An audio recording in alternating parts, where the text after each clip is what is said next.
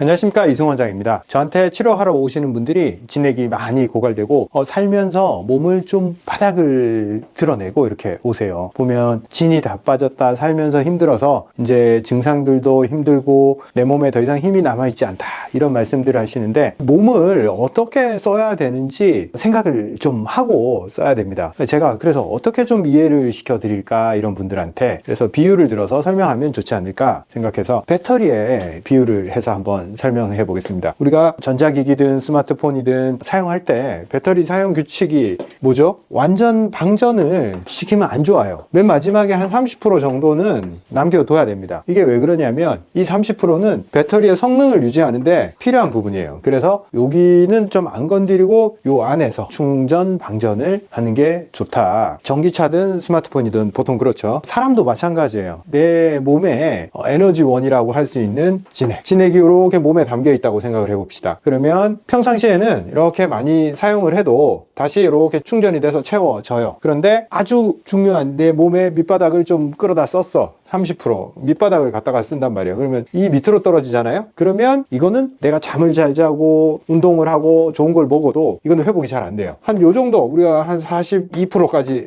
썼을 때는 잠 잘 자고 잘 먹으면 회복이 돼요. 이렇게 100%까지. 그러면 내 힘이 남고 여유가 있다, 이런 느낌을 받는데 20%까지 바짝 당겨서 썼다. 이게 뭐겠어요? 무리한 행동. 무리하게 하는 행동. 뭘 무리하게 했겠어요? 스트레스, 즉 정신활동을 과도하게 한 거예요. 정신활동을 과도하게 하는 것을 비유하자면 우리가 스마트폰을 사용할 때 보통 한 가지만 이렇게 앱을 하나만 딱 켜서 사용을 하면 이게 전원을 그렇게 많이 먹지를 않아요. 그런데 하나 켜놓고 또 다른 일하고 이렇게 보면 앱이 뭐 한 30개 40개 막 이렇게 켜져 있는 상태에서 사용하는 분들이 있어요. 이렇게 잘 사용하는 방법을 구체적으로 잘 모를 때. 스마트폰도 여러 가지 앱이 동시에 백그라운드에서 구동이 되면 전기를 엄청 많이 소모를 시켜요. 사람도 마찬가지입니다. 생각을 너무 다양하게 너무 많이 하고 여러 가지 생각을 하고 걱정을 하고 그 다음에 처리하는 일이 너무 많다. 그러면 내가 생각하고 집중해야 될 여러 가지 일들이 많잖아요. 그러면 별거 안 한 것 같은데 막 사람이 고갈되는 느낌을 받아요. 그래서 많은 양을 너무 많이 써서 30% 밑으로 떨어졌다. 그러면 몸에서 물이 됐다는 신호를 주기 시작해요. 몸이 이제 바짝 말라가겠죠. 왜? 여유분이 아니라 이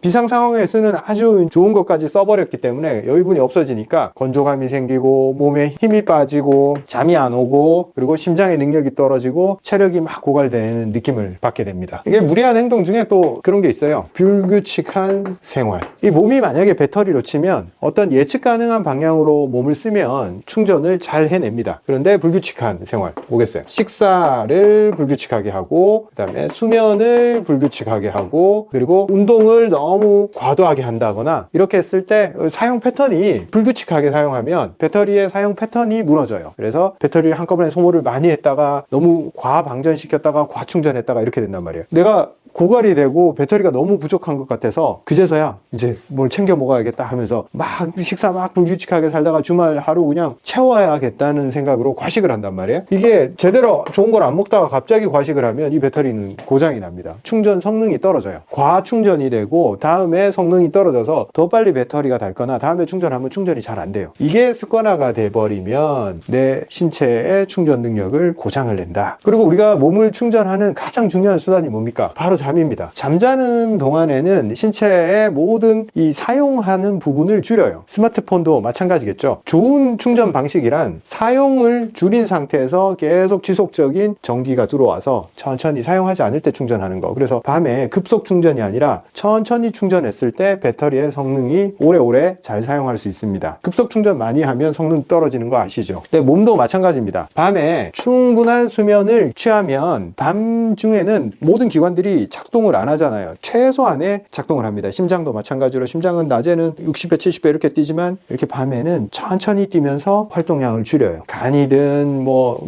눈이든 입이든 모든 기관이 밤에는 사용량을 줄여요. 사용량을 줄이면서 그때 충전을 하는 겁니다. 수면을 하면서. 근데 그 시간이 제대로 확보가 되지 않으면 당연히 몸이 충전이 안 되고 잠을 안 자면 모든 게 고갈이 되고 그러니까 뭐 별거 안 했어. 낮에 대단한 일도 안 했어요. 근데 잠을 못 자면 다음날 버티지를 못하잖아요. 왜? 충전이 안 된 상태에서 간당간당한데 또 써버리니까 자꾸 밑으로 떨어지는 거예요. 그런 상태에서 배터리 효율이 떨어지고 몸의 면역력이 떨어지겠죠. 몸 입장에서는. 근데 그런 상태에서 뭐가 발생하냐? 이걸 내 몸을 무리하고 막 끌어다 쓰고 그랬을 때 대표적으로 요게 잘 나타나요. 내 면역력이 무너졌을 때 딱 나타나는 게 대상포진입니다. 평상시에 면역 기능 충전이 많이 됐을 때 방어력이 높기 때문에 바이러스가 있어도 활동하지 못해요. 그런데 딱 내 파워가 딱 떨어졌을 때 누가 움직이기 시작하냐면 몸속에 있는 바이러스가 어라? 면역계가 약해졌네? 그럼 내가 한번 활동해볼까? 하면서 대상포진이 생기고 그 다음에 바이러스 침범이 잘 일어나겠죠. 독감, 감기, 뭐 몸살, 몸을 피곤하게 하는 일들이 막 발생을 해요. 결국 내 방어력이 깨졌을 때 얘들이 오는 거지 우리가 양방적인 시각에서는 그냥 바이러스가 있으니까 이게 왔다고 생각하잖아요. 내 면역력이 충분하고 내 배터리가 충분할 때는 방어력이 작동하기 때문에 있어도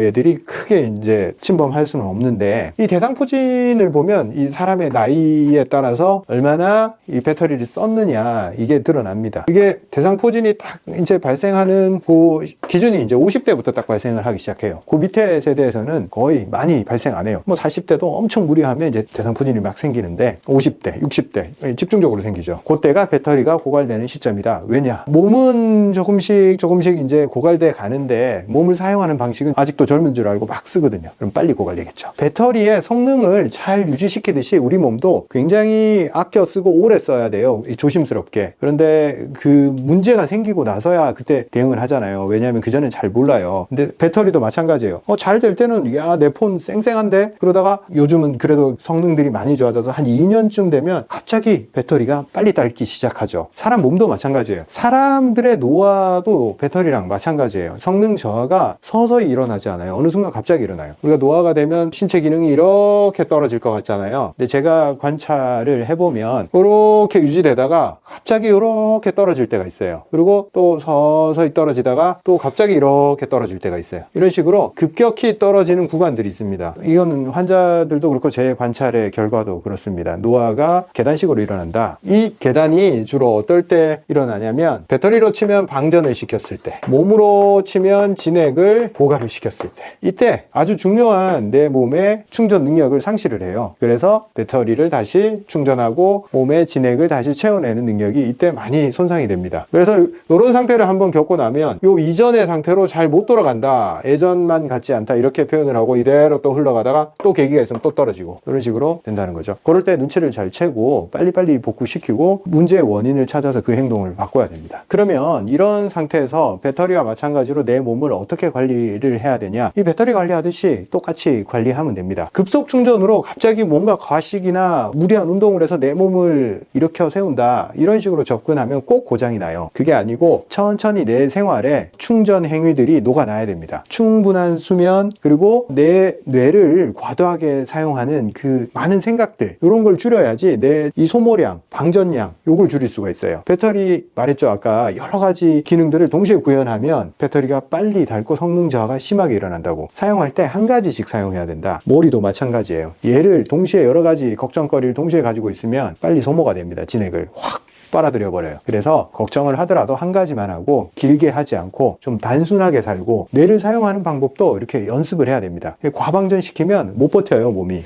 그리고 아까 말했듯이 문제가 생기는 행동들이 불규칙하다 했잖아요. 배터리 관리 시스템이 몸 안에 있어요. 그래서 어떤 규칙에 의해서는 예측 가능하고 대응이 되고 안 좋은 상황을 막을 수 있는 시스템이 다 존재해요. 그런데 불규칙하게 만약 생활을 해버리고 식사를 제멋대로 해버리고 잠도 제멋대로 자버리고 운동도 뭐 들쭉날쭉하게 막 하고, 그러면 어떨 때 어떤 물질들을 사용해야 되고 어떻게 대처해야 되는지의 갈피를 잡을 수가 없어요. 그때 많이 손상이 됩니다. 그래서 규칙적인 생활, 몸에 규칙을 만들어내는 게 내 진액을 유지시킬 수 있는 중요한 수단이다. 규칙이 대단한 거 없어요. 정말 이 규칙은 우리 모두가 알고 있는 그 규칙 맞습니다. 뭐겠어요? 제때 식사하고 제때 자고, 머리 쓰는 것보다 움직이는 거를 많이 하고, 이거 우리 부모님들이 늘 했던 말씀이고 그 누구나가 하는 너무나 당연한 얘기들이기 때문에 이걸 너무 당연하게 당연하게 받아들여요. 그거 누가 몰라? 이렇게 얘기를 해요. 근데 안 하고 있어. 오늘도 어떤 환자분이 오셨는데 그분이 회사에서 고위직으로 계시는데 엄청 맡은 직무도 많고 열정적으로 살아가시는 분인데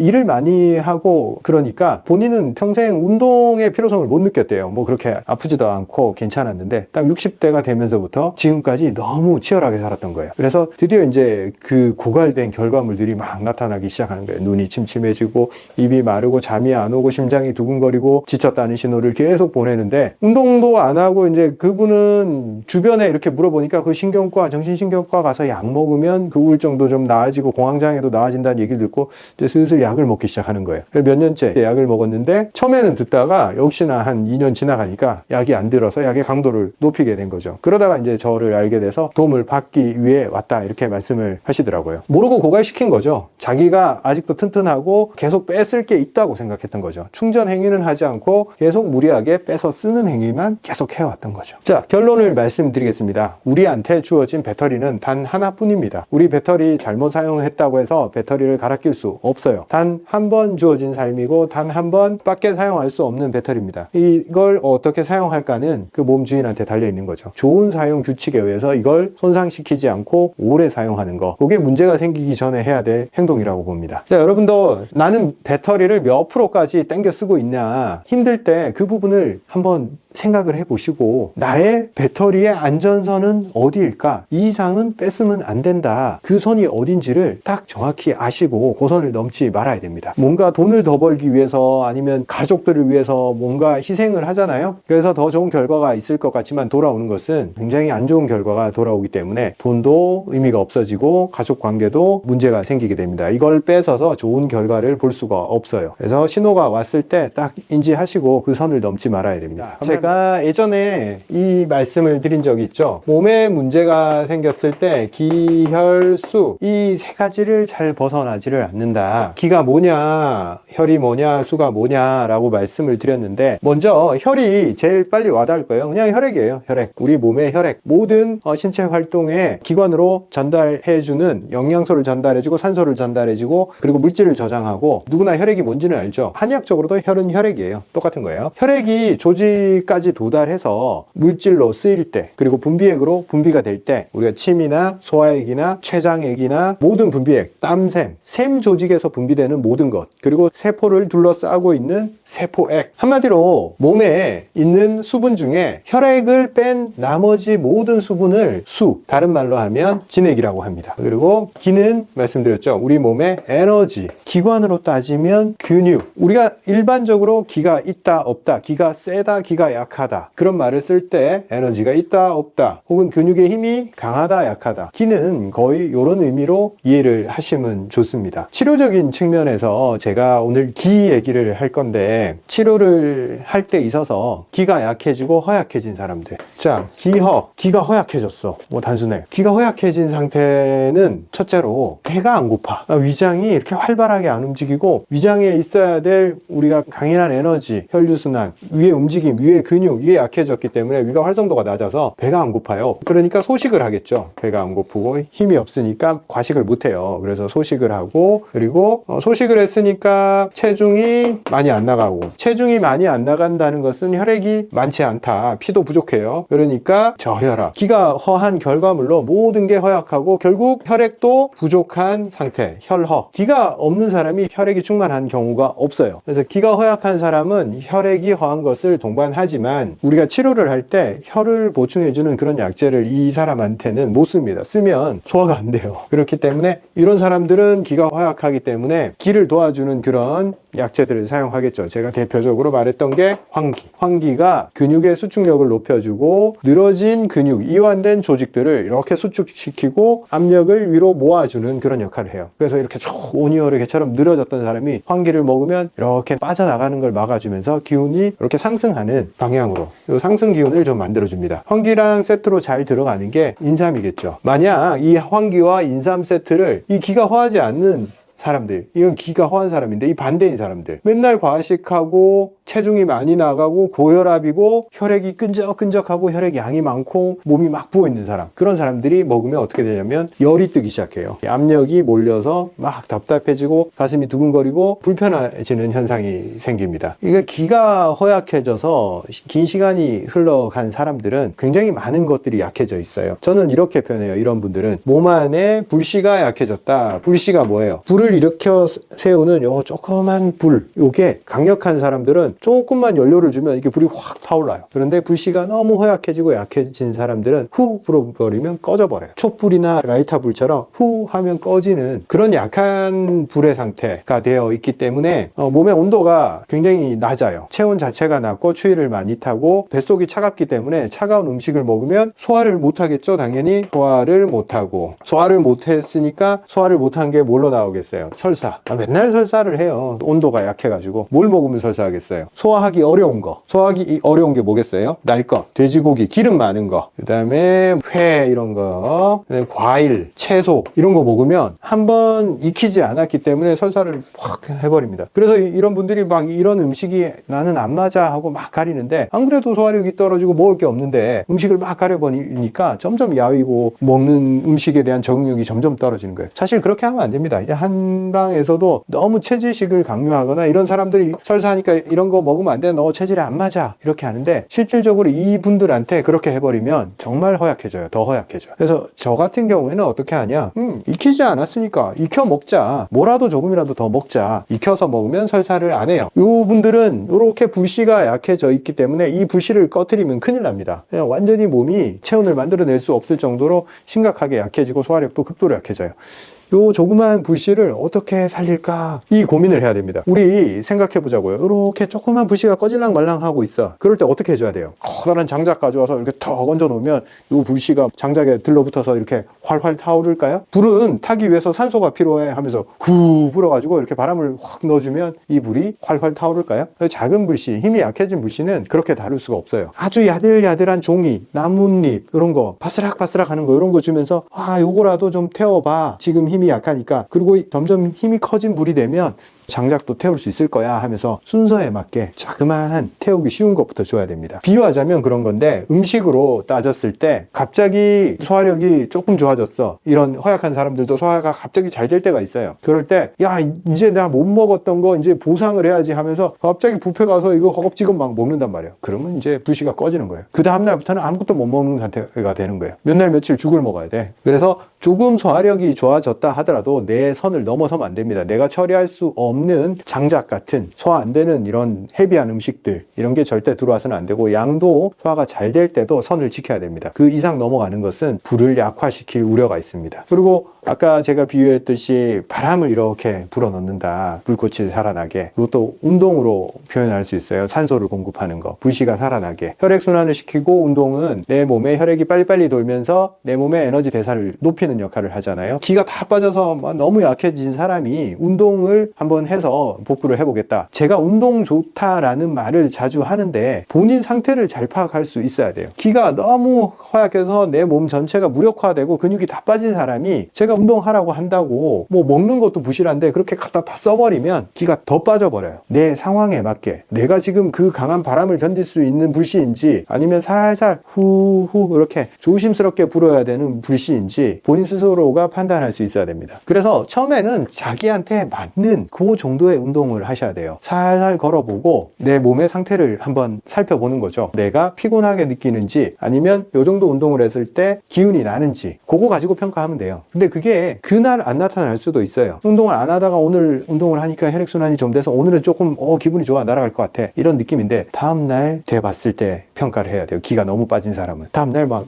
녹초가 되고 실신을 하고 막 이러면 그 정도의 운동을 못 견디는 거예요. 그러면 그거보다 강도를 줄여서 해야 되는 거고, 아이고 나는 기운도 너무 없는데 운동도 나는 못하는가 보다 하고 운동을 안 하면 안 되고, 나에 맞는 운동을 하면 되는 거예요. 나중에 운동량은 차근차근 늘려나갈 수 있으니까 현재 나의 불꽃의 수준에 맞는 바람을 불어 넣어줘야 되는 거죠. 그리고 몸이 너무 차다 보니까 뜸도 많이 뜨고 이 복대도 하고 온열 찜질 이런 걸 많이 하잖아요. 반신욕도 많이 하고 좋아요. 지금 너무 차니까 외부에서라도 도움을 받아야 되는 거는 맞아요. 그런데 궁극적으로 외부에서 이렇게 주입하는 열은 내 몸을 유지시켜 줄 수가 없어요. 최종적으로는 내 몸으로부터 활활 타오르는 뜨거운 불꽃이 살아나야 된단 말이죠. 그러기 위해서는 우리가 운동을 차근차근 늘려나가서 내 몸 안에 불꽃을 키워나가긴 해야 돼요. 지금 당장 무리한 운동을 못할지언정. 이 기가 허약한 사람들은 항상 온도에 신경을 써야 됩니다. 기허는 제가 근육 감소다 이렇게 말씀드렸어요, 예전에. 그래서 열을 생산할 수 있는 근육 자체가 약화가 됐기 때문에 운동을 해도 그만큼 열도 나지도 않고 운동 효과도 안 나고 체온 유지가 안 됩니다. 온도에 대해서 굉장히 중요하게 다뤄야 됩니다. 특히나 내가 식사를 할 때 이 복부의 온도, 체온, 혈액의 온도가 맞춰지지가 않아요. 그래서 찬걸 소화를 못하는 거거든요. 그러면 어떻게 해야겠어요? 식사할 때 혹은 식사 전에 이렇게 두툼한 파카를 껴입고 내 체온이 빠져나가는 걸 한동안 막아줘야 돼요. 한 30분 정도 껴입고 있다가 좀 덥다, 좀 그런 느낌이 들 때 그때 식사를 하면 내 체온이 올라간 상태에서 식사를 하는 거잖아요. 소화가 훨씬 잘 돼요. 근데 지금 별로 춥다 느끼지 않다고 해서 뭐 그냥 좀 온도가 낮은 상태에서 식사를 하잖아요. 여기서 열을 다 잃어버리고 있기 때문에 여기는 남아있는 열이 없어요. 그때 탈이 나는 거예요. 오늘은 기가 허약한 사람이 내 몸 안에 불씨를 꺼뜨리지 않기 위해서 내가 어떤 생활 습관을 유지하고 어떤 개념으로 식사와 운동을 관리를 해야 되는지 말씀을 드렸습니다. 이분들은 제 말을 들으면 바로 이해가 될 거예요. 몸 안에 불씨가 굉장히 작아진 그 느낌을 이해를 하실 거예요. 요거 소중히 다뤄야 됩니다. 이거 조금 험하게 다루면 자꾸 약화가 돼서 회복하기가 너무 어려워요. 그럼 다음 시간에는 요 불씨를 꺼뜨리지 않기 위해서 식사를 구체적으로 어떻게 해야 될까? 요 부분에 대해서 한번 다뤄보도록 하겠습니다. 제가 지난 시간에 기가 허약한 사람은 이렇게 몸 안에 있어야 될 불씨가 작아져서 그걸 꺼뜨리지 않게 생활해야 된다. 음식도 그 불씨를 꺼뜨리지 않게 그 불씨가 다시 살아날 수 있게 소중히 다루면서 다시 불이 살아날 수 있게 만들어줘야 된다. 운동도 마찬가지다. 불이 안 꺼지게 후후 불어주면서 산소가 공급되게 그렇게 만들어야 된다 말씀을 드렸는데 그 불씨의 크기를 어떻게 알 수 있을까? 표면적으로 거의 느낄 수 있어요. 불씨가 작은 사람은 자기가 불씨가 작다는 사실을 알고 있어요. 손이 차갑고 발이 차갑고 내 몸의 온도가 유지가 안 되고 몸에 열이라는 반응 자체가 없어요. 그냥 파리하고 창백하고 하얀색이고 혈을 봐도 붉고 혈액이 충만한 색깔이 안 나고 허연색으로 나옵니다. 반대로 우리 몸에 기가 많고 열이 많은 사람들은 맨날 덥다 그러고 갑갑해하고 시원한 걸 좋아하게 되고 음식도 시원한 걸 먹어야지 좀 진정이 되는 것 같고 피부는 이렇게 가렵거나 열이 있거나 불편한 부분들 열 반응들이 잘 나타나요. 그리고 이쪽으로 열이 몰렸을 때 얼굴이 붉어지거나 혓바닥이 이렇게 붉거나 갈라지거나 건조하거나 메마른 이런 현상. 열에 의한 이제 열이 너무 많아도 그것 자체가 진액을 고갈시키면서 건조 현상을 불러오기도 하는데 일반적으로는 열이 많은 사람, 상기가 많이 되는 사람들은 에너지가 많아요. 빨리 안 지치고 가만히 못 있고 막 움직이는 걸 좋아하고 사부작거리면서 다니고 말도 엄청 많아요. 기가 많고 열이 많은 사람들은. 그런데 기가 허약한 사람들은 일단 말소리를 들어보면 이렇게 기어들어가. 말할 힘이 없어. 소리도 이렇게 적게 말하면서 이렇게 말을 해요. 왜? 여기 말을 하는 것 자체도 굉장한 기의 힘으로 인해서 말을 강하게 할 수 있기 때문에 기가 없는 사람이 말을 강하게 할 수가 없어요. 하다가 그냥 기가 다 빠져버려요. 말 좀 많이 했다가는. 근데 기가 너무 많은 사람들은 말이 많고 빠바바박 말 많이 하고 생각도 빨리 돌아가고 목소리도 엄청 커요. 막 뭐 화통 삶아 먹었냐 막 이런 느낌이 있는 거죠. 치료실에 딱 들어오면 이 사람이 기가 약한지 어떤지 금방 표가 납니다. 그냥 하도 우리는 사람을 많이 봤기 때문에 그냥 보기만 해도 바로 압니다. 그냥 기가 너무 많은 사람 시끄러워. 너무 말이 많아. 목소리가 이렇게 기어 들어가고 이제 이렇게 사람이 움츠려들어요. 추위를 타면서. 그게 기가 없는 사람입니다. 기가 허약한 사람, 불씨를 꺼뜨리지 말라고 했잖아요. 근데 음식을 어떤 걸 어떻게 먹어야 될까? 이게 끊임없이 저한테 들어오는 질문인데 실질적으로 음식의 종류도 중요하지만 이 음식에 대한 자세, 음식을 먹는 습관, 기준, 규칙 이게 어떻게 형성되는지가 훨씬 더 중요합니다. 사실 음식 종류보다. 그래도 자꾸 종류 물어보니까 종류를 말씀드릴게요. 약재 종류로 조금 강한 것부터 시작을 하면 인삼이 열을 많이 내죠. 기본적으로 황기 이런 게 아주 좋아요. 감초, 대추도 기를 올리는 축에 속하는 약재예요. 그렇게 강하진 않지만 그 다음에 뭐 생강, 계피, 후추 열을 내고 성향이 좀 매운 성향이 나고 강한 성향까지 갑니다. 이렇게 되면 뭐 마늘, 양파 이런 게 다 기를 올리는데 문제가 기가 너무 약해져서 혈까지 고갈돼서 몸에 진액이 고갈된 사람들은 이걸 먹으면 불편해지고 견디지를 못해요. 점막 기능들이 다 약해져서. 그래서 제가 늘 이런 것들은 만성 질환자들은 조심해야 된다 라고 말씀드리죠. 그리고 대부분의 기가 허약한 사람들은 이런 계통은 다 괜찮아요. 괜찮은데 문제는 몸에 진액이나 혈액이 너무 고갈된 사람은 이 기를 올리는 이런 약재들은 재료로부터 나와요. 몸에 진액이 충만까지는 아니더라도 어느 정도는 있어야지 이걸로 인해서 부스트 업을 할 수 있거든요. 비유하자면 이거는 약간 카페인 같은 역할을 해요. 각성작용, 항진작용 그런 작용이 있어요.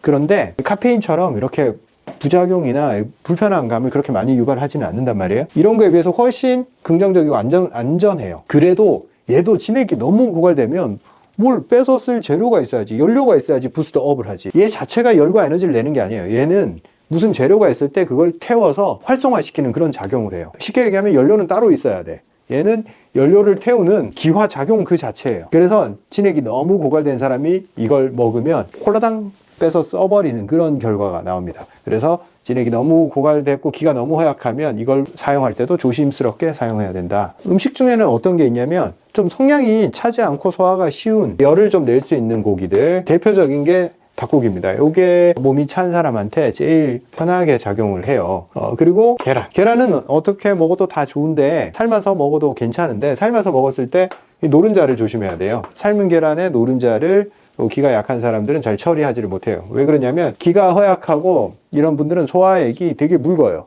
소화액이 강하게 나오지를 못한단 말이에요. 그래서 노른자를 포함해서 뭐 질긴 고기, 강한 소화액이 필요한 것들, 이런 것들을 잘 소화를 못한단 말이에요. 삶은 노른자는 위의 운동성과 이 소화액의 강도를 필요로 해요. 그래서 이런 게 잘 안 된다. 고구마 많이 먹으면 이게 소화 안 돼요. 이런 분들. 이런 거가 안 좋고, 그 다음에 또 뭐가 좋냐? 밥은 열을 내는 찹쌀이 이분들한테 좋아요. 이분들이 내가 소화가 안 되니까 채소 같은 거를 먹으면 자꾸 설사하고 탈이 나니까 채소를 잘 안 먹는데, 채소 반드시 드셔주셔야 됩니다. 채소를 먹는 방법은 이걸 먹었을 때 설사를 하면 데쳐서 삶아서 먹고, 이 기가 허약하고 소화 흡수력이 떨어지는 사람들 중에서도 변비인 사람도 많아요.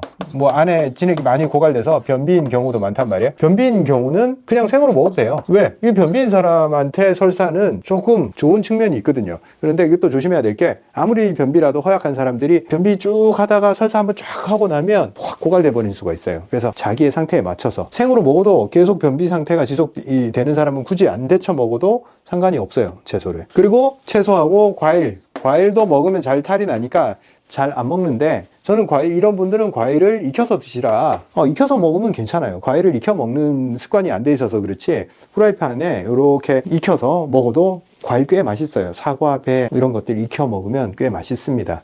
그리고 뭐 요즘 에어프라이어, 뭐 전자레인지도 괜찮아요. 이런 거 좀 돌려서 먹으면 그게 맛이 없다고 생각하는데, 그렇게 먹다 보면 그것도 꽤 맛있다라는 걸 알게 됩니다. 과일 충분히 잘 먹어야 돼요. 그리고 이렇게 어디서 막 들은 게 있어가지고 체질에 따라서 푸른색은 안 먹고 뭐 흰색은 먹고 어쩌고저쩌고 막 하잖아요.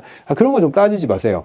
제가 먹지 말라 하는 거는 요런 거, 매운 거는 점막이 얇아서 잘 못 버티니까 조심하셔야 된다. 근데 봐봐, 얘는 삶아도 맵잖아요. 얘도 익혀도 매워. 얘도 그래. 근데 얘들은 보세요, 익히면 안 매워. 그럼 이거 먹어도 돼. 그래서 이 가공을 해서 순화시킬 수 있는 향신료 개념의 음식들도 먹어도 괜찮습니다. 그리고 절대 그 기가 허약한 사람들은 수분 대사가 잘 돼야 되기 때문에 이 소금을 잘 먹어야 됩니다. 저염식 하면 안 돼요. 이분들은. 소금이 어떤 역할을 하냐, 우리 몸에 수분이 갈 때 수분이 지 혼자 가지를 않아요. 몸에서 수분이 세포벽을 통과하고 장벽을 통과할 때는 항상 누구랑 같이 간다? 이 나트륨이 수분을 이동을, 길을 열어주는 거예요. 이 전해질 균형을, 일부러 불균형을 만들어서 거기서 삼투압을 형성시켜서 물이 가는 길을 뚫어줍니다. 소금을 안 먹는다는 것은 이 물의 이동을 차단을 하는 거랑 똑같아요. 그래서 저염식을 하고 굉장히 큰 문제가 생기는 분들이 많아요. 자기가 기가 허약한데도 불구하고. 그래서 소금은 필수적이다. 그런데 몸이 너무 허약해진 경우에 일반적인 소금의 불순물들을 감당을 못하는 경우가 있어요.